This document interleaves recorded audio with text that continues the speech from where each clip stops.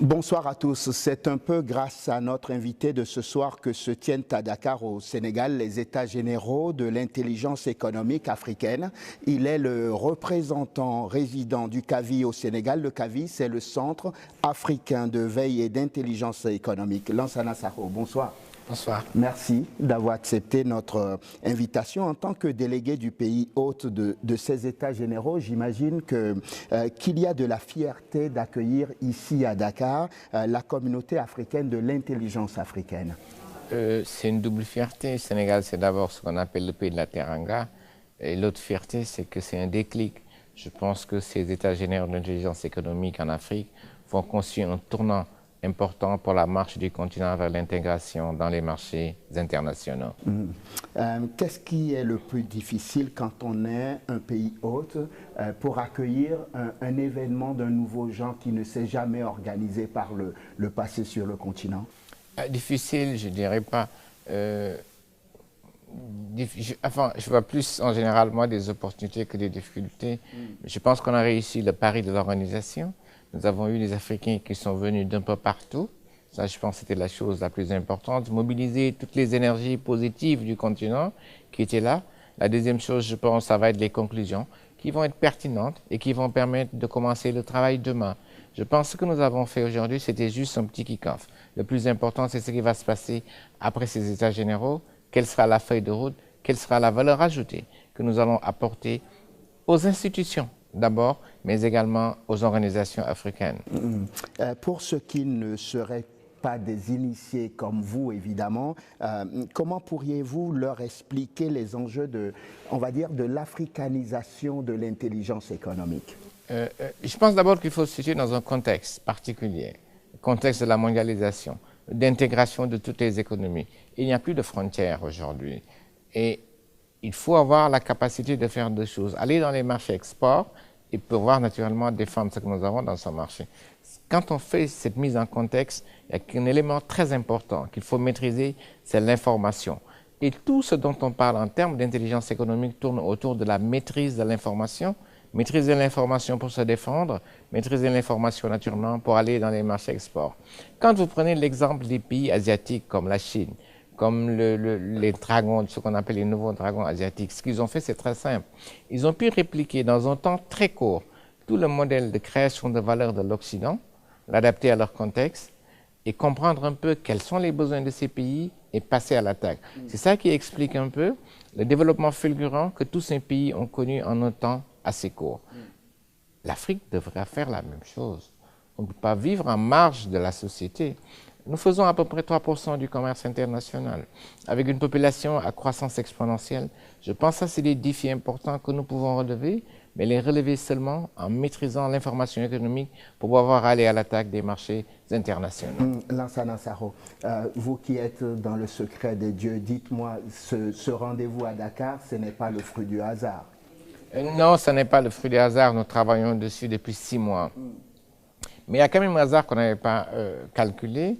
Ce rendez-vous tombe avec le second mandat de son Excellence le Président Macky Sall, qui a travaillé, qui a posé le Sénégal sur une dynamique qu'on appelle le plan Sénégal émergent, avec une très forte volonté d'aller sur les marchés export à travers l'agriculture, à travers les mines, à travers le pétrole.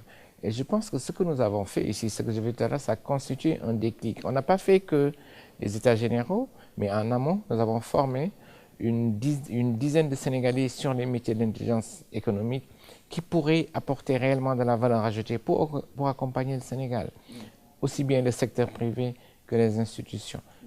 C'est un hasard, je veux dire, c'est pas un hasard évidemment, c'est une coïncidence heureuse. Je pense qu'on va le dire comme ça. Lors de ces États généraux, il a été beaucoup question de laisser la parole aux entreprises, au pouvoir public ou encore aux organisations de la société civile. Au Sénégal, quels sont les besoins de ces acteurs? Quels sont les besoins que ces acteurs ont véritablement exprimés ici? On commence par les entreprises. Je pense que les entreprises ont besoin d'informations, ont besoin de savoir ce qui se passe ailleurs, ont besoin de se défendre, ont besoin, quelles sont les stratégies pour attaquer les marchés exports, qu'est-ce que nous devons faire pour augmenter nos parts de marché. Je pense que ça, c'est des besoins récurrents qui sont les besoins des entreprises. Il y a naturellement des facteurs internes qui sont des facteurs bloquants. Quand vous avez des coûts de facteurs de production qui sont très élevés, quand vous avez un marché intérieur qui est très faible, vous ne pouvez aller qu'à l'export. Je pense que ça, c'est ce qu'ont besoin les entreprises. Par contre, l'intelligence économique, à la base, c'est d'abord l'institution. Une très forte volonté politique. Une politique affirmée de permettre un développement du secteur privé.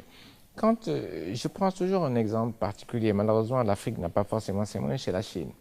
Aujourd'hui, vous avez près de 300 millions d'étudiants chinois qui étudient un peu partout en Occident.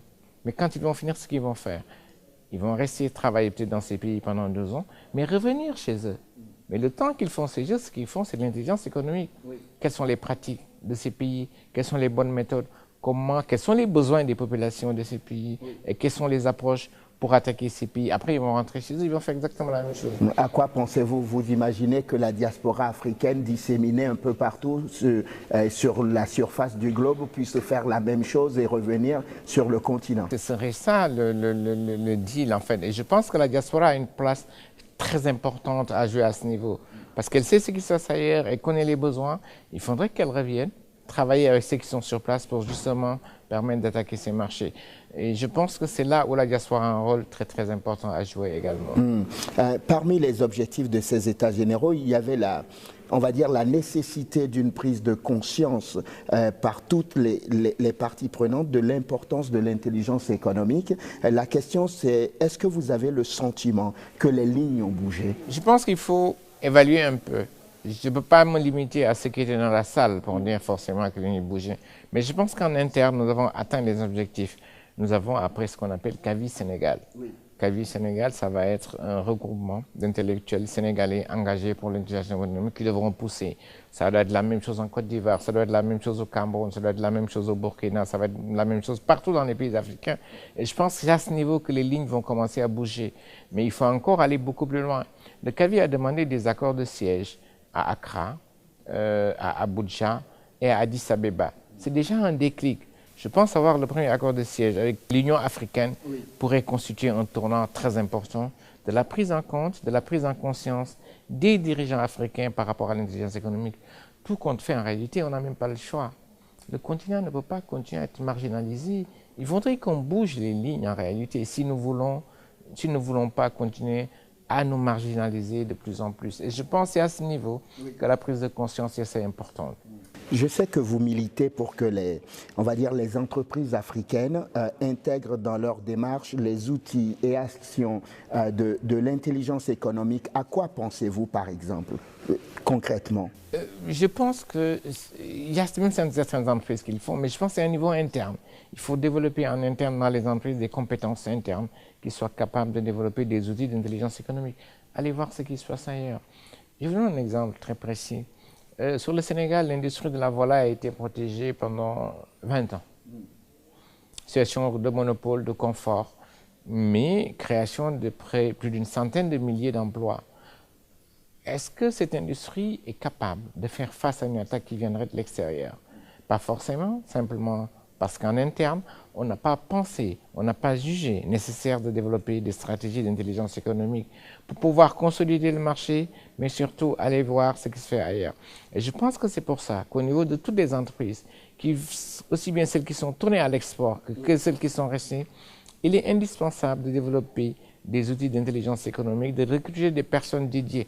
Comme on recrute un directeur des ressources humaines. Aujourd'hui, on ne peut plus se passer d'intelligence économique ou alors on devrait rester dans une logique de marginalisation. Quand certains disent qu'il y aura un avant et un après États généraux de l'intelligence économique africaine, est-ce que vous partagez leur point de vue? Je partage parfaitement leur point de vue, mais avoir un après États généraux de l'intelligence économique, c'est arriver à diffuser ce métier, c'est arriver à ce que les entreprises en prennent conscience, c'est arriver à avoir des Africains capables de mettre en place des outils d'intelligence économique dans les entreprises. C'est surtout, par contre, c'est surtout avoir des États qui ont une très forte volonté politique de dire « nous allons y aller, nous n'avons pas forcément le choix ». Tout se joue sur les résultats. Je pense qu'on pourra évaluer dans 3, 4, 5 ans qu'est-ce qui serait fait. Au niveau du CAVI, ce qui est certain, c'est que nous allons fortement disséminer tout ce qui est intelligence économique à travers le continent africain. Nous avons commencé et je pense que la mayonnaise commence à prendre. Ça déjà, ce sera un tournant important. Je vous imaginais à la fin de ces 48 heures intensives, je vous imaginais retourner à votre quotidien. Qu'est-ce que vous pourrez dire à quelqu'un qui n'a pas participé à ces états généraux et comment pouvez-vous lui raconter l'histoire? Je travaille pour l'administration publique. L'intelligence économique, c'est vrai, c'est regarder comment on avance, c'est regarder comment on recule, mais c'est également regarder quelles sont les meilleures pratiques que je peux aller chercher, les appliquer. Je travaille pour l'administration, je vais commencer à voir. Jeudi, je commence à réfléchir dans quelle façon je peux mettre en place l'intelligence économique. Mais je vais surtout, à partir de jeudi, travailler pour la consolidation du réseau CAVI Sénégal, recruter le plus grand nombre de personnes. Maintenant, l'histoire, ça va être quoi que je vais raconter? L'histoire, c'est que les Africains devront raconter leur propre histoire. Sinon, certains vont le faire pour eux. En termes d'intelligence économique, ça veut dire qu'il faut que le pas, que nous arrivions à le franchir. Donc, il y aura un travail très important de sensibilisation que nous allons faire, aussi bien pour le patronat sénégalais que pour l'État du Sénégal, pour arriver à faire comprendre la nécessité de développer très rapidement des outils d'intelligence économique. Il y a des prémices qui existent en réalité, mais je pense qu'elles n'ont jamais été prises au sérieux, entre guillemets, parce que je pense que ce qui nous a manqué, c'est la diffusion de l'information, c'est la compréhension de ce qu'est l'intelligence économique, c'est surtout arriver à conscientiser les gens que nous n'avons pas le choix. En réalité, toute la problématique, elle est là. C'est que nous n'avons pas le choix de rester dans une situation de confort et de toujours nous mettre dans une attitude de victimisation. Oui. Le monde, il est ouvert. Et je pense que l'Afrique devra l'attaquer. Et l'Afrique devra l'attaquer et nous avons les moyens d'y arriver. Ce sera ma dernière question, juste pour conclure notre entretien. Comment faire pour que les états généraux de l'intelligence économique ici à Dakar ne soient pas un forum comme les autres? Ne soit pas un autre forum, on va dire, malheureusement. Comment faire? Je pense qu'on sortira d'ici avec une feuille de route. On sortira d'ici avec une feuille de route, on sortira d'ici avec pour chaque pays qu'est-ce que nous devons faire et on va continuer ce travail. Ça ne peut pas être un forum comme tous les autres. Les gens que vous avez ici, c'est du bénévolat. Dans le CAVI, nous avons un seul employé, je pense que Guy Couette, le président, l'a dit tout à l'heure, nous y allons avec le cœur, parce que nous croyons que c'est ça la force de l'Afrique de demain. Nous y croyons et nous y allons avec un engagement très fort. Et je reste persuadé que ça ne peut pas être un forum comme tous les autres. Parce que ce qui se joue aujourd'hui, c'est l'avenir du continent. Et ceux qui étaient là, tous, nous sommes conscients que nous n'avons d'autre choix que d'arriver à nous mettre à niveau, pousser les institutions, renforcer les capacités des ressources humaines pour ce métier et faire le plaidoyer nécessaire auprès des entreprises pour que tout ce qui est stratégie d'intelligence économique puisse arriver à se mettre en place.